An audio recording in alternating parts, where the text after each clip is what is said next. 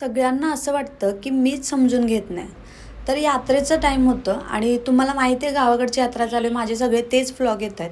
तर यात्रेसाठी म्हणून मी माहेरच्यांना सगळ्यांना बोलवलेलं. तसं तर दरवर्षीच बोलवते. पण यावर्षी येताना मम्मी, पप्पा आणि फक्त भाची एवढेच जण आले. म्हणजे नोकरीवाल्यांना खूप इझी समजलं जातं की इथे इझी अवेलेबल आहेत.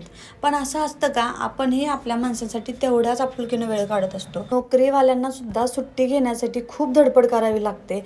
कारण त्यांनाही पुढं काही लोकांना उत्तर द्यायचे असतात. हे कोणालाच समजलं जात नाही. तर माझं इथं बरोबर आहे की चुकीचं आहे मला नक्की कमेंटमध्ये सांगा. कारण मला तर मी इथं बरोबर वाटते. तर त्यामुळे माझा यावर्षी यात्रेचा थोडासा मूड कमीच होता. त्यामुळेच मग विशेष अशी मी खरेदी पण काही केली नव्हती आणि कोणत्या पाळण्यात पण आम्ही कोणच बसलो नव्हतो. फक्त खरं म्हणावी लागेल ही यात्रा होती ना, ती फक्त आमच्या मुलांच्यासाठीच होती. मुलांनी तेवढं भरपूर एन्जॉय केलं. आम्ही फक्त खाण्यावरती कॉन्सन्ट्रेशन केलं होतं. चला भेटूया पुढच्या ब्लॉगमध्ये. बाय.